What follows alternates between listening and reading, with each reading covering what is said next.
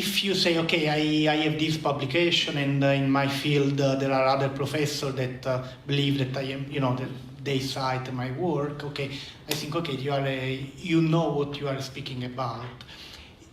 If you are not,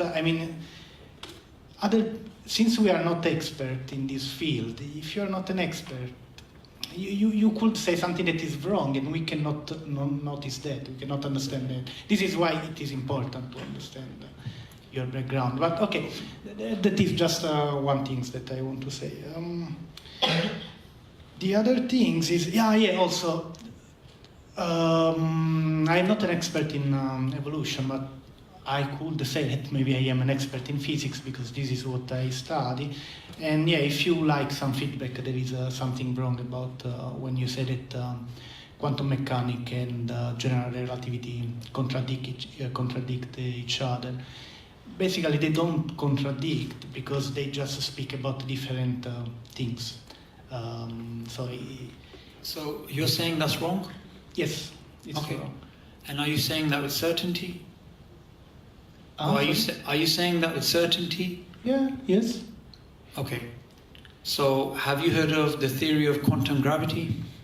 Yes. And what is that theory?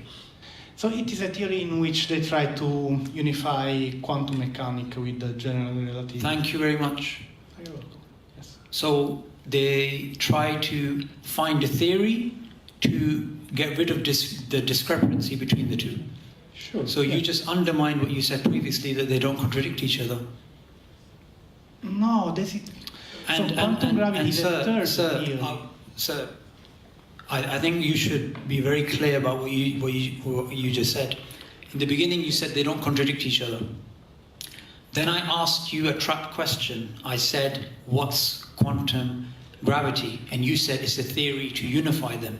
Yeah. So clearly there was a discrepancy, hence why they're trying to come up with that theory. And the fact that quantum mechanics and general relativity contradict each other, fair enough, you can sit there and say, I'm a physicist, and they don't contradict each other. But I'm afraid everybody in the room has a phone, and they have Google, and they have access to professors, and they can easily go and find the contradiction between the two. They are welcome to do that. What you are not welcome to do is to pretend there was no discrepancy. But I can explain. So we are speaking about three theories. One is theory of general relativity, another one is quantum mechanics, and another one is the you said the quantum gravity, which is not a theory yet. Well, it's not a theory yet. Yeah, we should say what the theory is. But anyway, they are three. How do you want to call them? Point of view? I don't know. They are not point of view. They are three topics. I don't know. But they just, so there is one. It's like I say, okay, my chair is hot, and you say, oh, my chair is cold. Yeah, we are speaking about, we don't contradict each other. We just speak about different topic. General relativity doesn't speak about quantum mechanics, and quantum mechanics doesn't speak about general relativity. The assumptions of quantum mechanics and the assumption of general relativity contradict each other. They are, no. Well, it's quite technical, but you cannot put them together.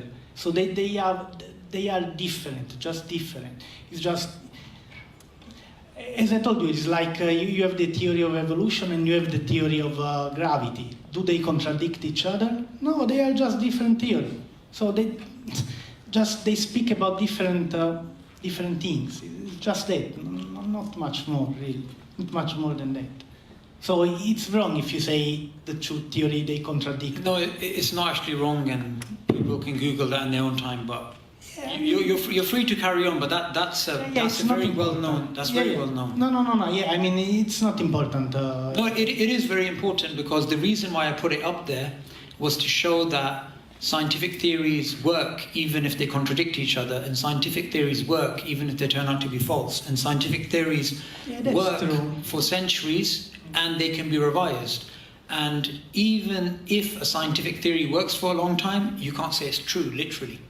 Do you disagree with any of those points? No, I don't disagree. Okay, so what's your point of bringing that up? So my point is that anyway, when we have a theory, so a theory is a tool also, you said, we try to understand our world, and we have this tool that is a science. A science is great. It works well because, I don't have to say why.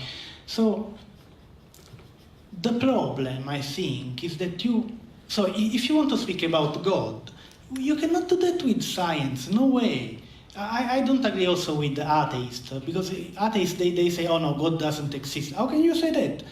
They don't have a proof for that, right? They cannot say that. So, but if you want to speak about God, the only thing that you can do is use religion. There is no way that you can do with science. But if you speak about something like evolution or like gravity, well, I will use the best tool that I have, that is science, it's not religion. So it's like, okay, you have a soup and you want to drink the soup, you want to have the soup with a fork. You can do that. It takes years to have a soup with a fork, but you can take the spoon, right? So you have something that you can analyze with the science, and you can have. Science is not the perfect thing. I agree with that. So, and you showed that there are a lot of problems in science. These are not problems, and this is, again, there's two misunderstandings of what you're saying. I didn't say these are problems with science. It's the beauty of science that it keeps changing. Yeah. Secondly, and I don't think you were paying attention here, I mentioned methodological naturalism. I said science axiomatically assumes there's no God, there's no soul, there's nothing supernatural. So I think it's wrong, this one. What, that science is based on methodological naturalism? No, that science said that there is no God. Science doesn't speak about God. Science assumes there's no God in its methodology. So it assumes everything has a cause and effect which is naturalistic, and this is known as methodological naturalism. Yeah, that's true. Just there is no the word God in science. Yeah, because we don't define, so it's something that you don't define. Because of methodological naturalism. Yeah. There is also, in science you don't find also athetica. We don't know what athetica is. In science we don't know what God is. No, it's just, in science we don't speak about God. We don't know in science what God is. Science is not made to analyze God. Religion is perfect for that. But religion is not good for evolution. Science is good for that. It's the right tool. It's the best that we have now. Where was I using religion to prove evolution or not prove evolution? I wasn't doing anything like that. No, okay, of course you cannot do that, but so it seems to me that you want to say, okay, the evolution, the science is, it changed, and so today maybe you gave this about gravity, today we have Einstein theory, earlier we have the Newtonian theory, so science seems to me that you want to give the idea science is not so, not really not so good, but it's not perfect, right? I agree with that. Science cannot give us the answer, what is the truth. Science can only give a working model, as you said. And I agree with that. It's a working model, but this is what we have. We only have that working model. If you use religion as a working model, again, sir, you keep bringing up the idea that I'm pitching religion versus science as if I'm using religion as a way to understand evolution. There's no point bringing up that argument because I didn't make that argument, and you mentioned that like 4 or 5 times now. So I'm trying to understand what your point is, because it sounds like you want something to disagree with the presentation, but you're just trying to find it hard to come up with something, and you're just going around in circles. So I'm just being honest with you to save time. What do you disagree with? I disagree with your. So okay, I will ask you. What do you think that? So do you think that we have a common ancestor with the so that we at the beginning there were the apes, the monkey, and we are from monkey? Do you believe in that or not? Okay, firstly, sir, and this is very, very important to understand, no evolutionary biologist in the world even believes in that. Not even Richard Dawkins believes that we're from monkeys. I'm not an expert on. Yeah, you're clearly not an expert, because let me explain to you. The idea that evolutionary biologists propose is not that we're from monkeys. The only people who have that idea are people who don't know the heads and tails of evolutionary theory. The idea that is proposed, that human beings and monkeys have a common ancestor, not that we came from monkeys. The point that I'm making is that idea that human beings and monkeys have a common ancestor. This ancestor is not a monkey? Sorry? The common ancestor, is it human? Is he human? No, sir, I think you're misunderstanding me. Yeah, could be. No evolutionary biologist in the world claims human beings came from monkeys. What do they The claim that's made is human beings and monkeys have a common ancestor. That is a monkey, human, or what? So let me repeat that again. Humans, according to no evolutionary biologist, came from monkeys. Humans and monkeys are supposed to have a common ancestor with monkeys.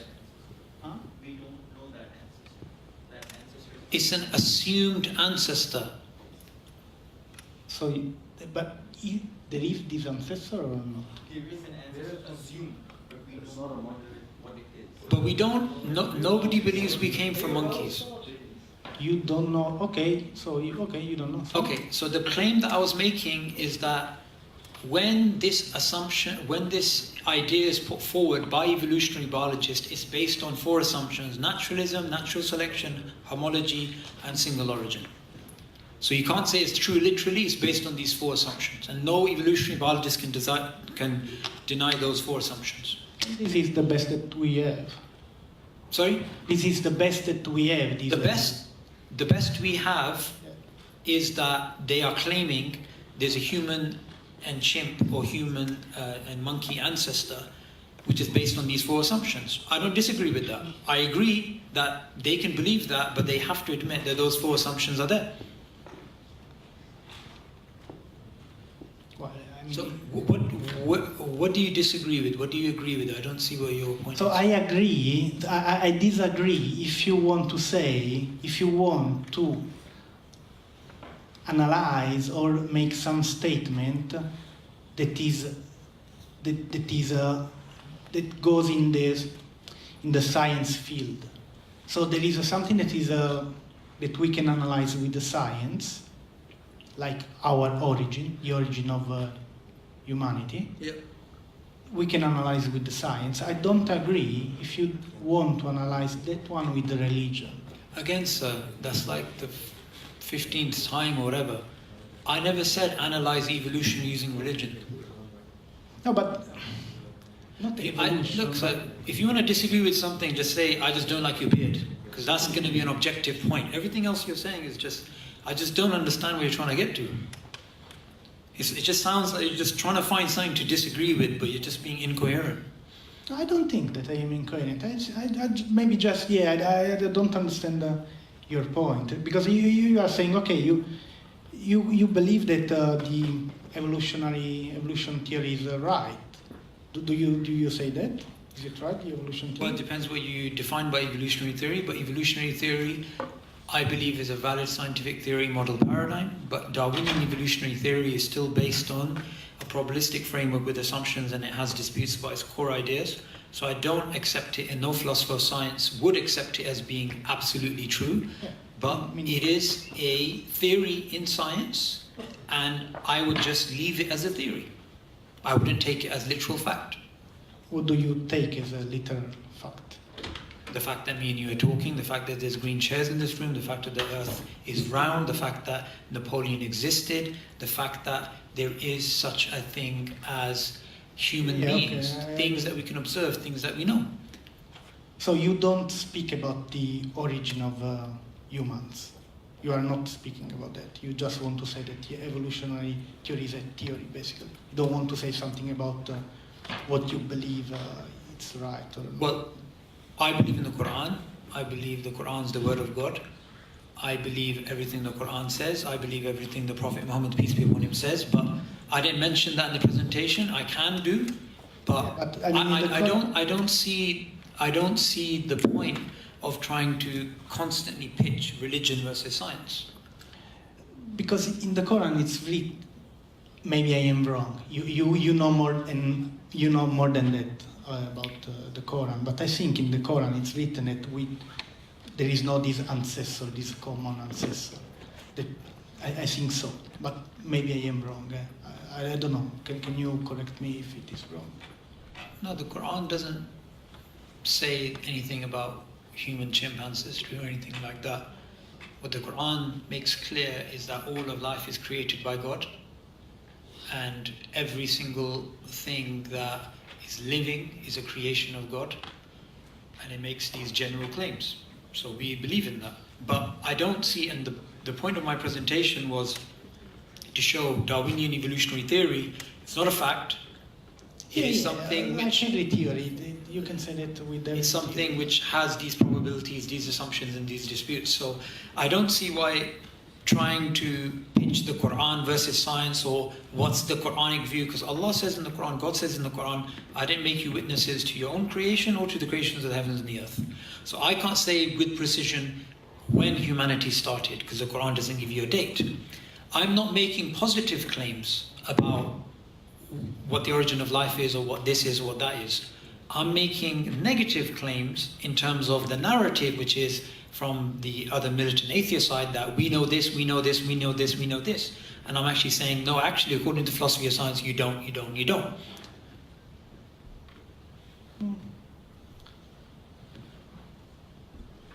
Yeah, okay. My point is, so at this point is just that there is no overlapping, right? There is no something that it's written in the Quran and speak. So there is no overlapping between the knowledge that you can get from the Quran and the knowledge that you can get from science. They can be overlapping. Yeah?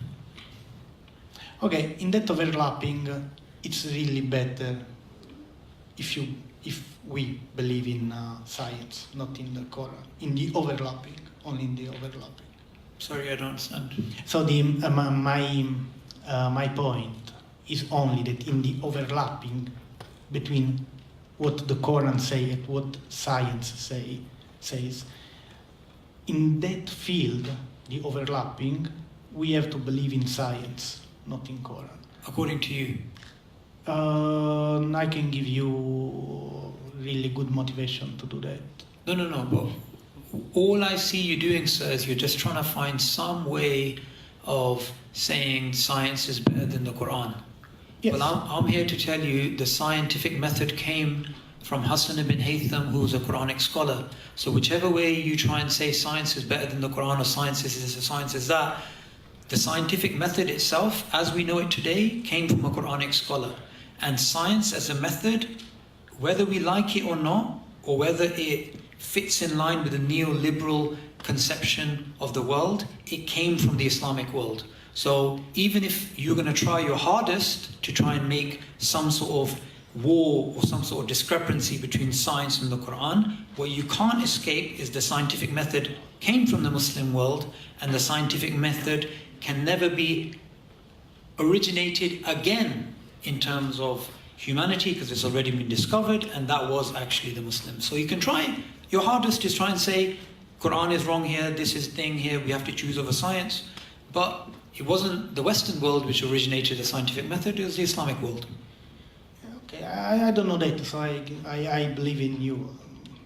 But really, my point is just my point, that if there is an overlapping, we have to believe in science, not in religion.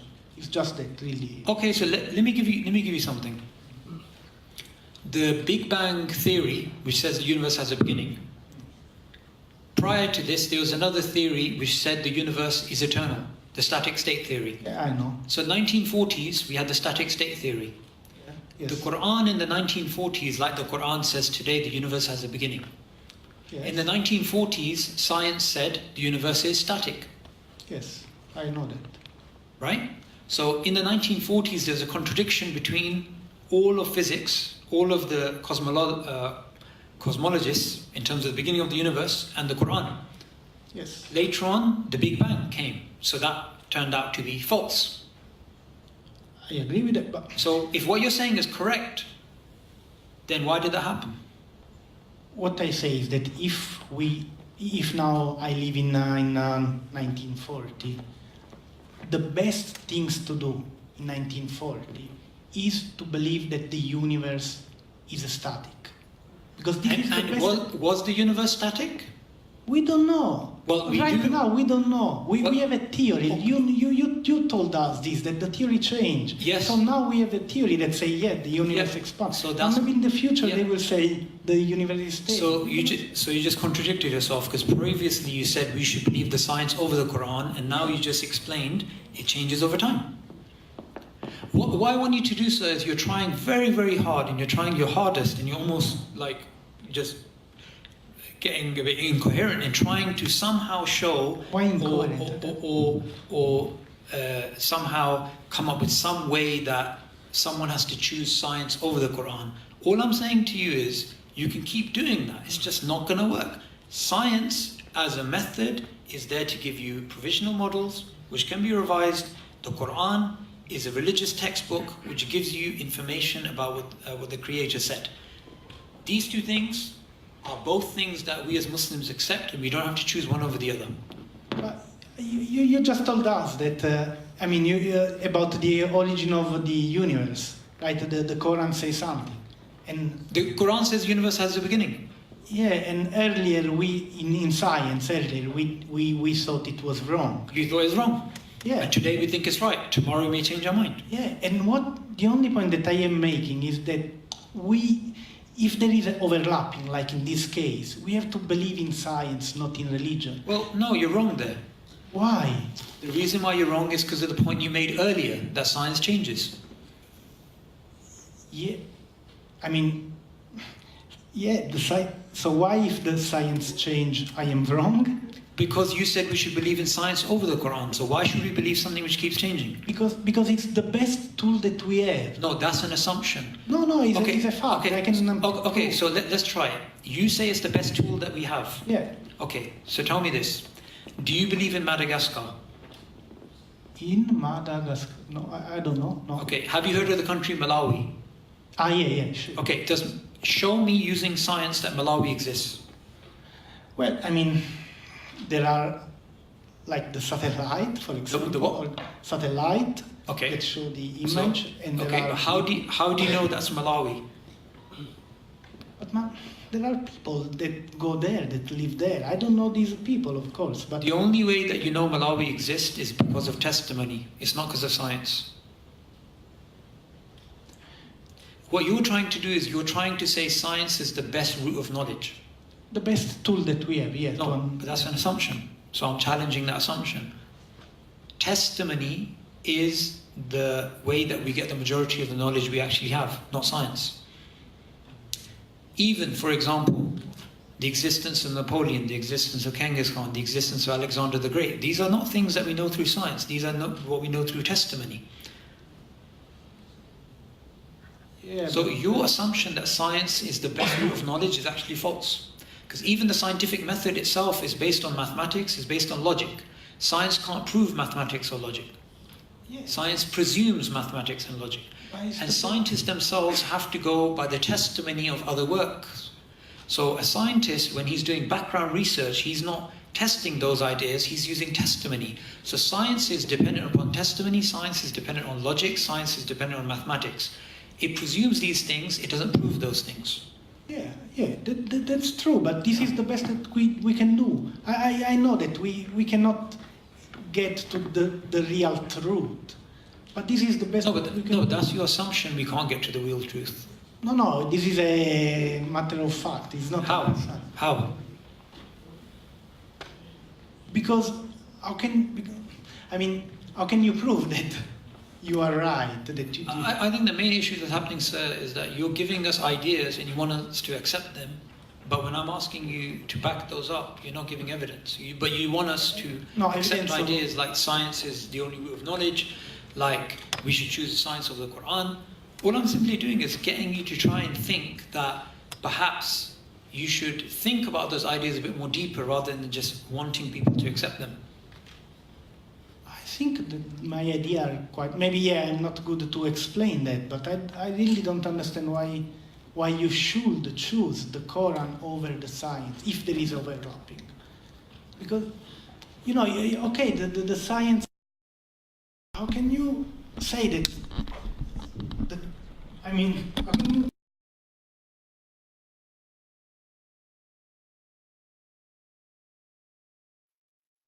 how do you know that I don't know if you're an expert, but people generally read the Quran in English. How do they know that the translation is right? Because they think that the people that translate the Quran, they are experts. So they believe, okay, the expert made a good job. And this is what we do in science. Maybe I'm not an expert on evolution, but I say, well, there are for all their life, for long years, and they come up with this theory. I'm not going to do that, to study all my life evolution, but I believe in that people. Like you believe in people that, you or other people, believe in the other experts that translate the Quran. We always do this. We always do.